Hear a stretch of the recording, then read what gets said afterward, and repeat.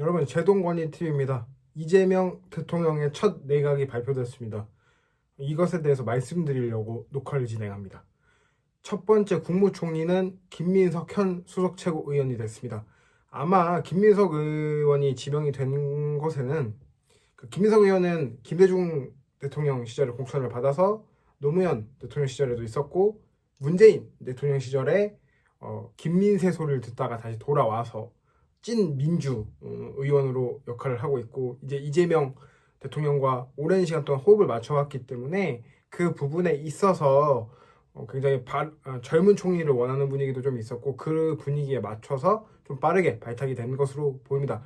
강훈식 의원 같은 경우에는 아무래도 요번에 충청도가 지난 대선과 다르게 올킬을 했고, 또 강훈식 의원이 정책위 쪽에서 굉장히 나의 아저씨법 등 이재명 대통령이 생각하는 그 대표 시절부터 대통령까지 생각하는 그 민생 법안 위주의 정책에 굉장히 보폭을 잘 맞춰주고 있었기 때문에 젊은 비서실장을 통해서 빠르게 큰 틀을 잡기를 바랬던 걸로 보입니다. 이제 정책실장은 아직 발표되지 않았는데, 오히려 문재인 정부 때와는 좀 다르게 비서실장과 정책실장이 마치 기재부 장관과 정책실장 호흡처럼 좀 빠르게 정책의 큰 틀을 맞춰 갈 것으로 보입니다. 그리고 이제 국가안보실장에 위성락 전 러시아 대사가 지명이 됐는데요.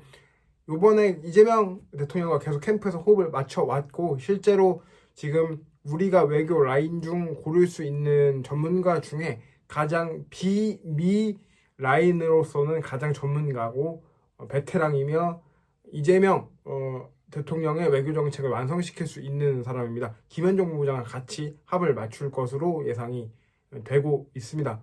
그리고 이제 많은 분들이 좀 우려하는 것 중에 하나는 이종석 전 통일부 장관이 남북관계 개선을 위해서 국가정보원장으로 들어왔는데요. 이 부분이 조금 너무 한결같은 노선만 타는 느낌이 좀 있기 때문에, 그리고 전 정부와 전 정부의 색채가 너무 강하다라는 평가를 받기 때문에 이 부분이 조금 많은 우려를 살 수 있을 것으로 보입니다. 물론 업무의 시작은 해봐야 아는 것이고, 여러 가지 부분에 있어서 다른 것도 전반적으로 고려를 하겠지만 이런 부분이 좀 우려가 되고요.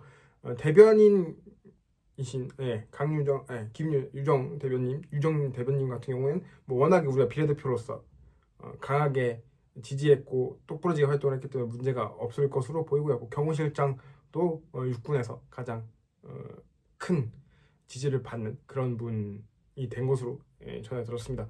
앞으로 추가 인선은 더 있을 예정입니다.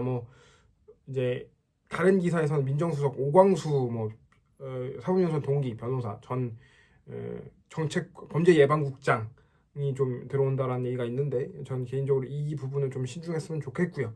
그리고 지금 이재명 정부에 들어온 내각 멤버들은 굉장히 지역 안배나 나이대나 색깔에 대해서는 무난무난하고 잘 뽑았다라고 생각을 합니다. 이 부분을 우리가 계속해서 지지해 줘야 된다고 생각을 하고요. 추가 인선이 발표되면 이 부분도 제가 브리핑을 해드리도록 하겠습니다. 일단은 지금 인선은 굉장히 무난무난하게 잘 됐다라고 말씀을 드리면서 제동건이 TV 많은 관심과 많은 응원 부탁드리겠습니다.